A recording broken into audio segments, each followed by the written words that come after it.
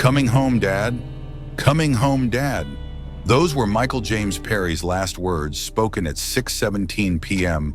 on July 1st, 2010, as Texas executed him by lethal injection. His adoptive father had died 9 days earlier. Perry wasn't allowed to attend the funeral, but to understand those final words, we need to go back to the beginning. Michael James Perry was born April 9th, 1982, to a 17-year-old drug addict who gave him up at birth. A Texas couple adopted him, determined to provide the stable home he'd never had. By first grade, teachers noticed problems. He couldn't focus. He disrupted class constantly. At age 6, doctors diagnosed ADHD. By 7th grade, they added oppositional defiant disorder. By 8th grade, conduct disorder, the formal term for someone who violates others' rights without remorse. Perry stole from his adoptive parents, broke into neighbors' homes, crashed the family van. He ran away repeatedly. His parents tried counseling, psychiatrists, special programs. Nothing worked. At 15, his parents sent him to Boys Town, Nebraska. 3 months later, Perry told a staff member, "People like me, we're going to brutally assault or kill your kids." The threat was documented. Perry was moved to a locked unit. But after 4 months, he was released, not because he'd improved, but because he didn't meet the criteria for continued treatment. At 17, Perry was sent to Casa by the Sea, an unregulated treatment center in Mexico. He dropped out when he turned 18. Perry ended up homeless in San Diego. 18 years old, no ID, no money, no support system. When an older man offered him shelter at a drug-fueled party, Perry accepted. Basically, I became a rent boy. He became addicted to drugs, stole prescription pills, and sold them to survive. When his adoptive parents offered him a chance to come home if he got a job, he returned to Texas. But he didn't take the deal. Instead, he kept stealing, kept selling pills, kept running. Throughout these years, mental health professionals documented Perry's deterioration, but had no mechanism to address it.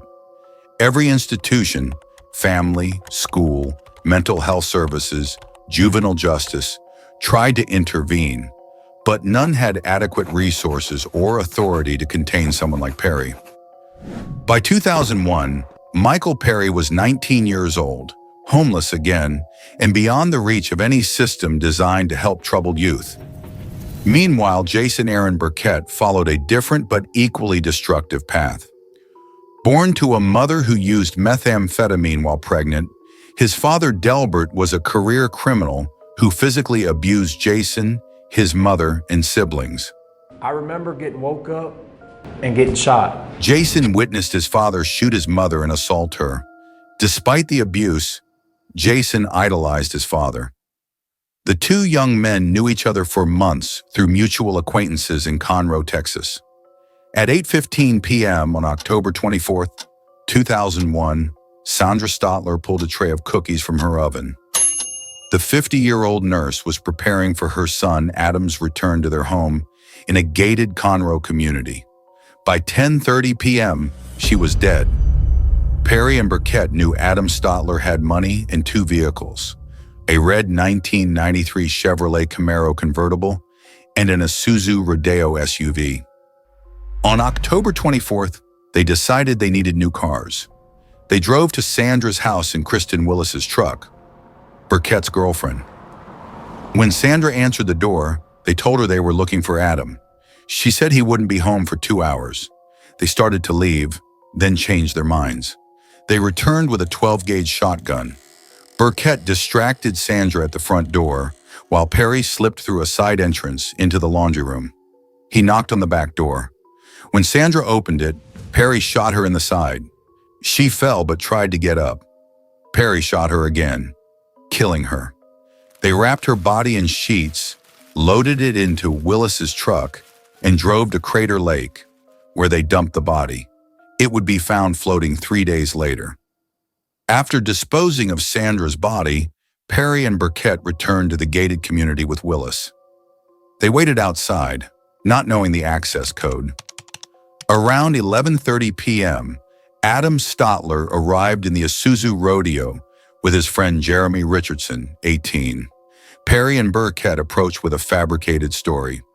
"A friend of ours accidentally shot himself in the woods. We need help." Adam and Jeremy got out of the rodeo and followed them into nearby woods, leaving Willis in the truck. According to Perry's confession, Burkett shot Jeremy Richardson at close range. Jeremy died instantly. Then Burkett suggested they search from a different location. Perry offered to drive Adam in the rodeo. A short distance away, Burkett appeared alone with a shotgun, claiming he'd heard gunshots. When Adam followed Burkett to find the others, Burkett shot him 3 times.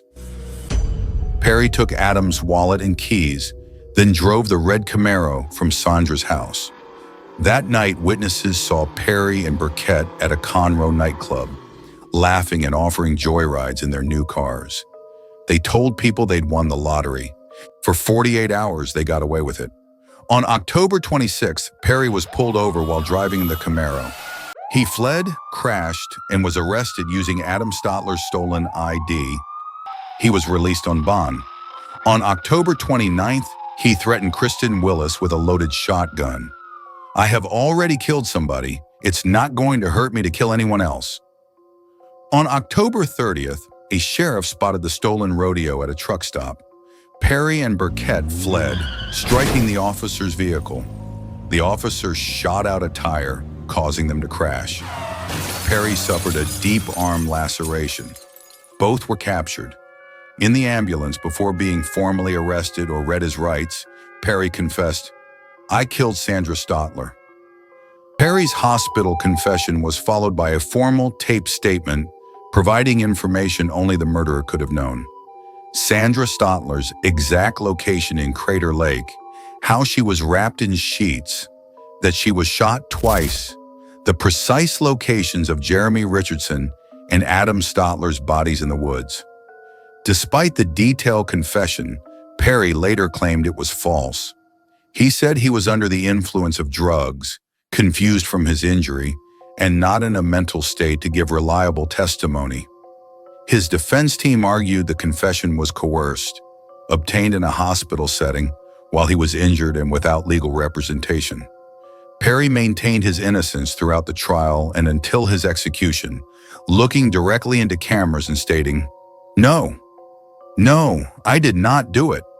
The strongest piece of physical evidence was a cigarette butt found under Jeremy Richardson's body. DNA testing confirmed it belonged to Michael Perry. Prosecutors argued this proved Perry was at the murder scene. Only the killer would have been that close to the body.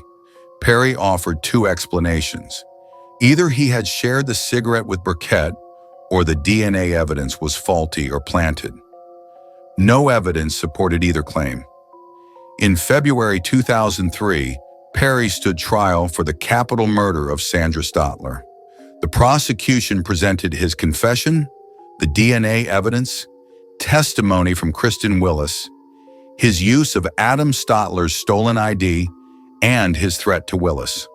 The jury deliberated for 2 hours before returning a guilty verdict. They spent 6 more hours deciding on the death penalty. Michael Perry and Jason Burkett were tried separately for the same night of violence. Both faced the death penalty. The difference would come in the sentencing phase. During Jason's sentencing phase, the defense called Delbert Burkett from prison. He stood before the jury and said, "I was a horrible father. I failed my son. I failed my family." He begged the jury not to sentence Jason to death, admitting his role in the trauma that shaped his son. This was the only time Delbert ever publicly acknowledged his crimes against his family, and it was the only moment Jason showed emotion during the entire trial. On October 17, 2003, the jury found Jason Burkett guilty of capital murder. Despite hearing about 3 murders and Jason's participation in all of them, they voted 10-2 against execution. Under Texas law, all 12 must agree on death. Jason was sentenced to life in prison, eligible for parole on November 1, 2041. Michael Perry's adoptive father had tried to help him throughout his life, but Perry rejected every opportunity. When his father died in June 2010, Perry wasn't allowed to attend the funeral. 9 days later, he was executed. Jason Burkett avoided death by 2 votes, not because he was innocent, but because 2 jurors believed his childhood trauma mattered more than his crimes. On July 1, 2010, Michael James Perry was executed by lethal injection. He was 28 years old. As the drugs entered his bloodstream, he said, "Yes, I want to start off by saying to everyone involved in this atrocity that they are all forgiven by me. Mom, I love you. I am ready to go, Warden. Coming home, Dad. Coming home, Dad." A single tear rolled down his cheek. His final words contained no admission of guilt, no apology to the victims, only forgiveness for the system and longing for his deceased father. Lisa Balloon, Sandra Stotler's daughter, said Perry's denial confirmed his guilt. "When he said that, I knew that he was. I knew that justice had been served. To her, a guilty man would show regret." Perry's maintained innocence while offering forgiveness proved his manipulation. Perry had said years earlier, "I had opportunity after opportunity, and I wasted them and rebelled." He knew what he had done to his family, but in death he chose to maintain his innocence. The state of Texas carried out what they called justice. Lisa Balone called it closure. Perry's family mourned a son and brother. Michael James Perry died maintaining his innocence. Jason Burkett lives, having never publicly admitted guilt or expressed remorse. One man's execution ended his story, but the other may have a different conclusion when he becomes eligible for parole in 2041. What do you think? Was Texas right to give Burkett a life sentence with the possibility of parole? Or was Perry truly innocent? Drop your thoughts in the comments below, and don't forget to like, subscribe, and turn on the notification bell so you don't miss what's coming up next.